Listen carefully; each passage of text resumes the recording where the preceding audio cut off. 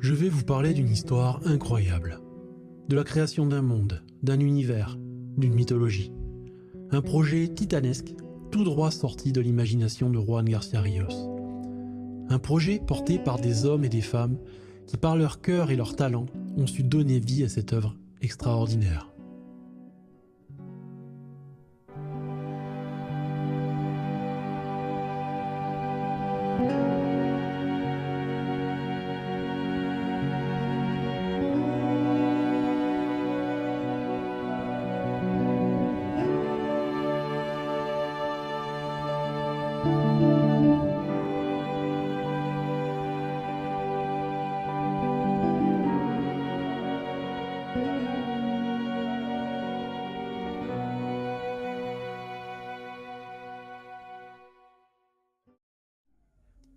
Ceci est l'histoire d'une guerre, une tragédie qui opposa des êtres sublimes à leurs frères merveilleux.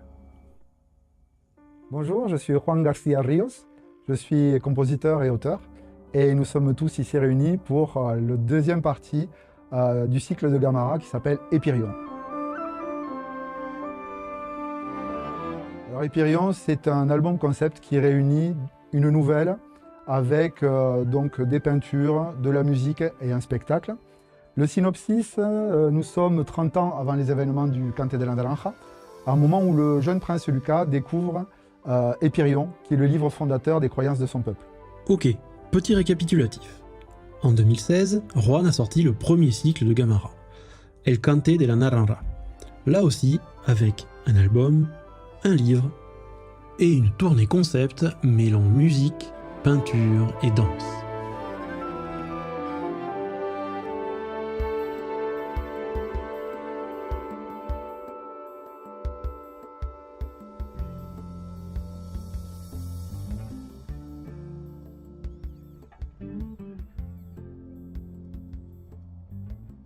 Cette année sortira Épyrion, le fruit de plusieurs années de travail. En fait, en 2009, j'ai écrit El Cante, mais El Cante est sorti en 2016. Donc, pendant ces années-là, j'ai continué à écrire. Ce qui fait qu'en fait, le premier album qui est sorti, c'est la première chose que j'ai écrite, en fait. Ou une des premières des choses sur lesquelles j'ai travaillé. Donc, en fait, ça fonctionne un petit peu à rebours, comme ça. C'est-à-dire que là, on est en train de jouer Épyrion, on est en 2022. Et Épyrion a été écrit en 2012. Donc il y a toujours cette latence de 10 ans entre la sortie, la sortie du projet et la création du projet. Donc là, c'est pareil. Donc, je peux dire qu'il y a déjà au moins 7 ou 8 projets supplémentaires qui sont faits, voilà, qui attendent. Mars 2022. Le rendez-vous est pris au Vintage Sound Studio, où Juan et Luis préparent l'ordinateur pour les sessions d'enregistrement à venir. Il s'agit d'importer des fichiers audio préparés par Juan afin que les musiciens aient une base pour jouer. À ce stade, les musiciens ont reçu les partitions, et chacun se prépare de son côté. Cette année, c'est une nouvelle équipe qui va enregistrer les morceaux et assurer la tournée. Et c'est donc Cécile au bugle et Suzanne au violoncelle qui commenceront l'enregistrement.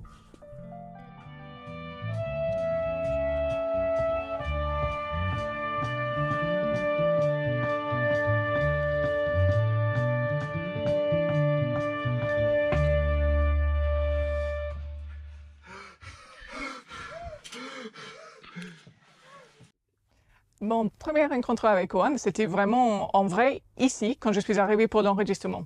Il m'a appelé et il m'a donné, c'est Christian Claver qui m'a donné ton numéro. Donc Christian, c'est un violoniste que j'estime énormément et je faisais 100% confiance que s'il a donné mon nom pour un projet, ça allait être quelque chose qui allait me convenir. Et en fait, quand Juan m'a appelé, j'étais à Paris et je marchais et j'avais du mal à sortir l'agenda de voir si j'étais libre ou pas. Donc je dis oui, ça va marcher. Donc, en fait, on s'est rencontrés au téléphone, mais vraiment sur le conseil d'un bon ami à moi. Donc le premier rencontre, c'était ici en vrai, mais avant il m'a envoyé sa musique et évidemment ça m'a beaucoup intéressé comme projet. Les sessions d'enregistrement s'enchaînent et le 8 mai, c'est au tour de Sacha et Jacob de passer devant le micro. Je suis Sacha, je suis tromboniste, j'ai 22 ans et voilà, je viens d'un parcours classique, musique classique, et je me suis orienté plus tard vers le jazz et les musiques actuelles. Pas tant qu'ils étaient difficiles, c'est que la quantité de travail était un petit peu... de concentration était un petit peu plus élevée que les autres. Il y avait Epyrion, évidemment, qui est quand même un morceau phare et qui a demandé voilà, du temps pour qu'on enregistre un peu tout. C'est une grosse pièce bien progressive et tout, et il fallait que ce soit bien fait.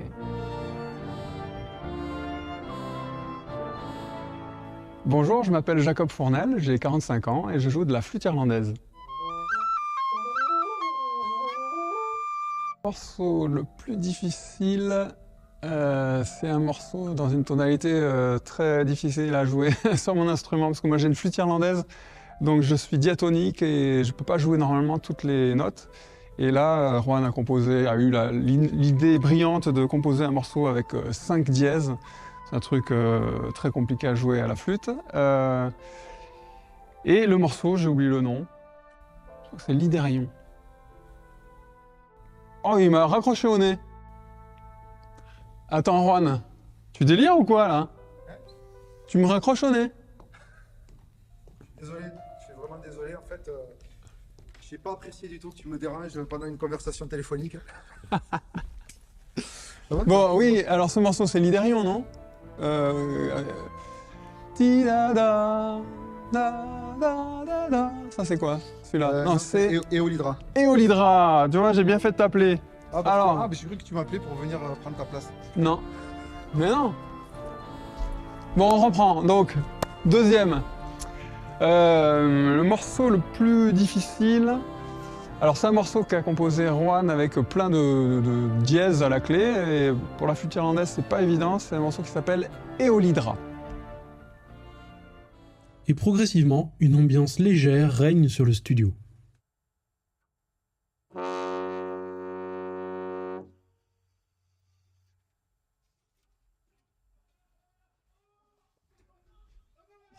Oh putain! Oh putain! Oh putain de merde! Oh putain! On y s'est pris quoi! Oh non putain mais non! C'est énorme! C'est énorme! Putain! Mais une mauvaise nouvelle va vite refroidir l'ambiance. Alors mon ami Raouf a souhaité, on a souhaité d'un commun accord qu'il ne participe pas sur le projet Epyrion parce que Raouf ne se sentait pas de le défendre artistiquement et philosophiquement surtout. Et c'est vrai qu'en tant qu'ami, je me dois de respecter les convictions de chacun et je ne peux pas forcer Raouf en tant que chanteur à chanter ce que son cœur ne peut chanter.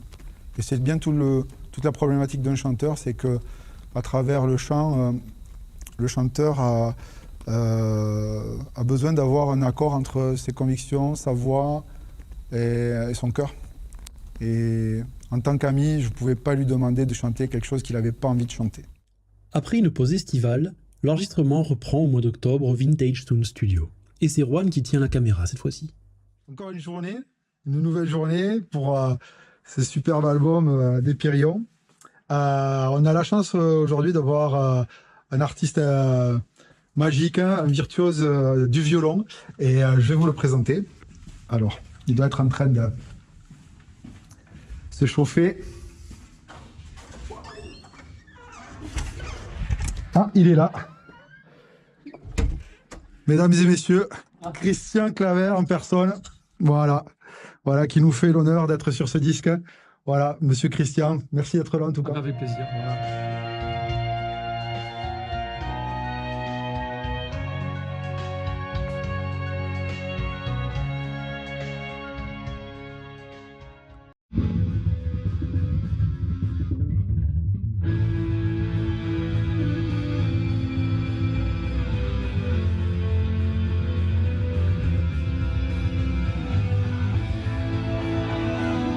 En parallèle des enregistrements, la recherche d'un nouveau chanteur a débuté. On a eu une flopée de chanteurs à auditionner, dont 2 qui sont merveilleux, qui sont actuellement en lice pour être les chanteurs de ce projet.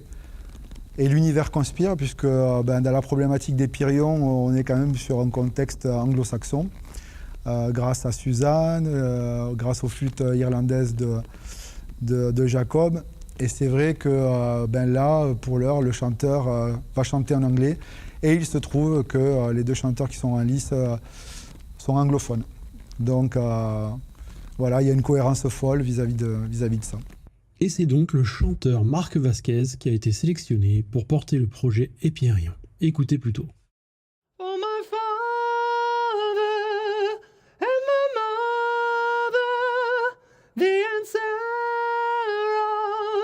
star. Donc Marc Arnold Vasquez, né en Australie, il y a pas mal de temps maintenant. Et je suis chanteur avant tout, après guitariste aussi, et compositeur, auteur, voilà, principalement. Donc, puis prof de chant aussi, et prof de guitare. J'ai dit oui, je viens, j'ai pris mon temps déjà, et j'ai voulu rassurer Rouen que ce n'était pas par rapport à la qualité, c'est parce que par principe, si je dis oui à un truc, je vais vraiment le faire vraiment à fond, et que ce n'était pas forcément le genre de musique que j'écoute tous les jours. Donc je voulais vraiment être sûr que je pouvais même rentrer dans les morceaux, que ça allait me parler en fait et que j'allais pouvoir restituer ce qu'ils voulaient. Et après j'aime bien les morceaux, j'aime beaucoup certains morceaux, j'ai forcément mes préférences comme tout le monde. Hein. Et j'aime bien le côté musique de film mélangé avec un côté rock. Ça je trouve ça intéressant, j'ai jamais fait ça avant.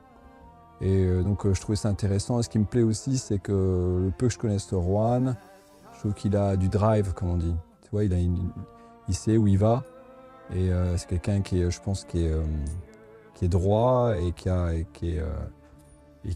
fait ce qu'il dit et qui a un objectif. Et moi, j'aime bien ça en fait, quand les gens ils ont un projet, ils ont une vision artistique, ils se donnent les moyens. Je respecte ça en fait. Si je peux en faire partie, c'est cool, quoi.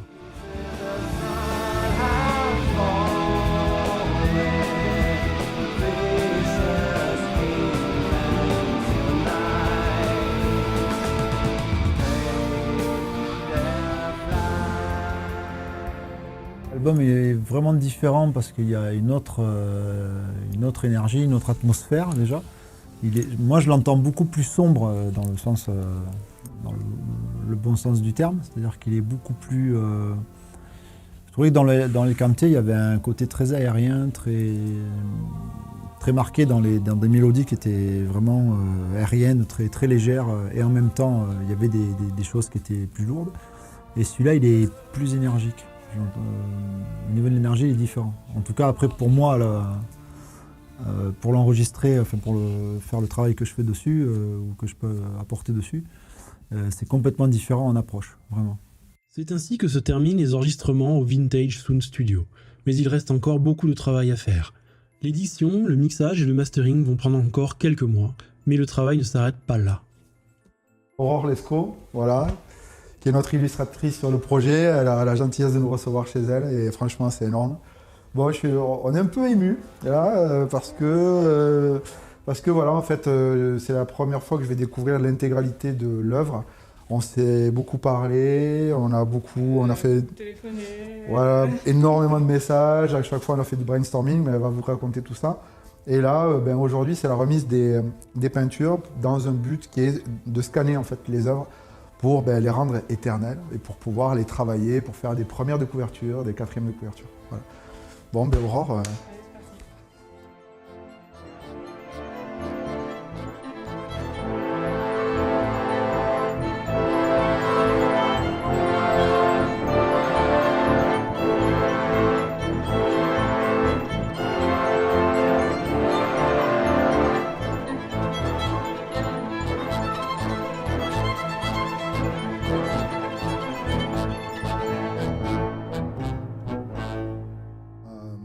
bouleversé, quoi, parce que c'est vraiment lui, dans l'attitude.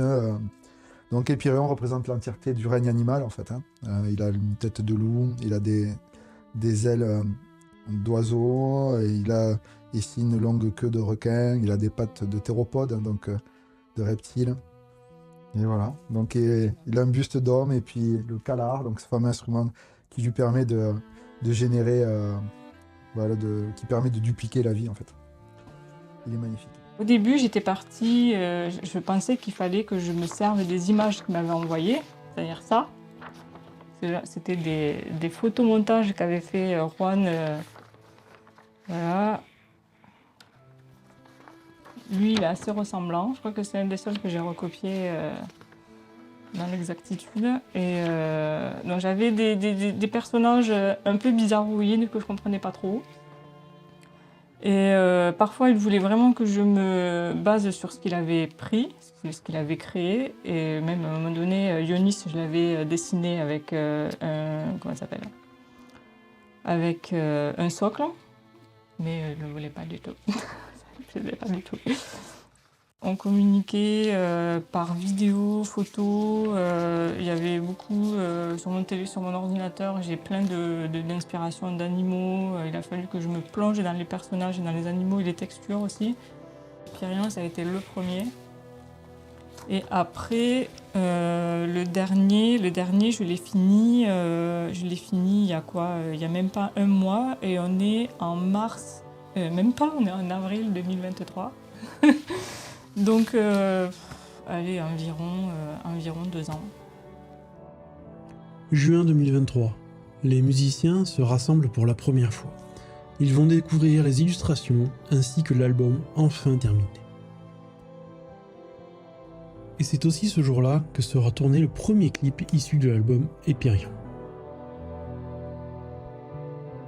Mais avant de clôturer ce reportage, je voudrais que Juan nous parle d'un morceau qui me tient vraiment à cœur. Donc La Nana del Sol est une chanson que j'ai écrite pour le batteur du Cante de la Naranja, Benjamin Rossignol, qui est pour moi comme un petit frère. Et j'ai écrit ce morceau dans des heures sombres, puisque c'est un morceau qui a été composé pour lui dire adieu, pour lui permettre de quitter ce monde. Très humblement, nous les musiciens, on a la possibilité, grâce à la musique, de permettre d'offrir une part d'éternité aux gens qu'on aime.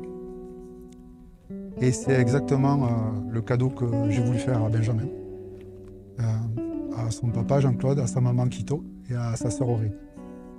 J'espère que ces quelques mots vous permettront d'entendre ce morceau à sa juste valeur.